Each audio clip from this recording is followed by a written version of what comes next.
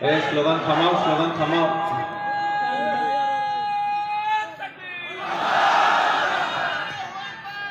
মাগরিব পর্যন্ত স্লোগান দিলে মা বোনেরা রোজা আছে।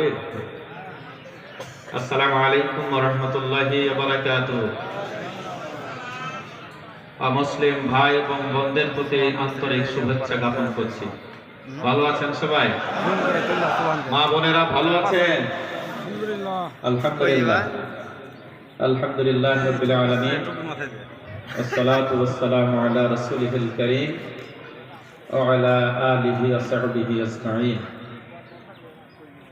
দাড়িপাল্লা প্রতীকের সমর্থনে আয়োজিত ঐতিহাসিক মল্লিকপুর বাজারে অনুষ্ঠিত পড়ন্ত বিকেলের এই নির্বাচনী সমাবেশের সম্মানিত সভাপতি,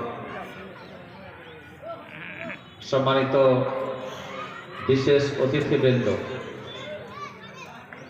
আমার অত্র এলাকার বয়োজ্যেষ্ঠ মুরব্বীবৃন্দ, যুবক ও তরুণ ভাইয়েরা, আমার প্রাণ প্রিয় মা এবং বোনেরা, মল্লিকপুরবাসী,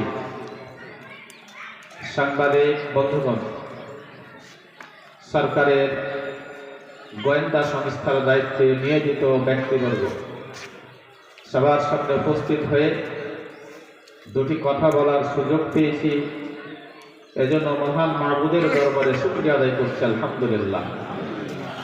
দরুদ ও সালাম আমাদের প্রিয় নবী মুহাম্মদুর রাসূলুল্লাহ সাল্লাল্লাহু আলাইহি ওয়াসাল্লাম। সম্মানিত উপস্থিতি, শাবানের রোজা অনেকেই রেখেছে, বাড়ি গিয়ে ইফতার করতে হতে পারে, যার কারণে বক্তব্য হবে খুবই সংক্ষিপ্ত।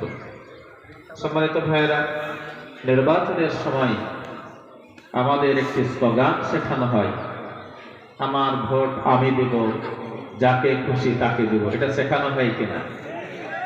কিন্তু স্লোগানটি ঠিক নয়। কেন ঠিক নয়?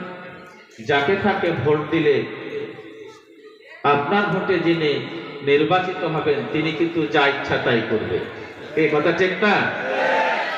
সুতরাং আমরা ভোট দিয়ে নেতাদেরকে যা ইচ্ছে তাই খুশি করার বাংলাদেশ চায় না,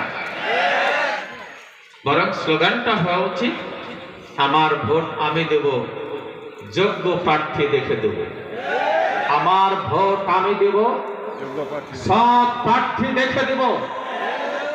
আমার ভোট আমি দেব,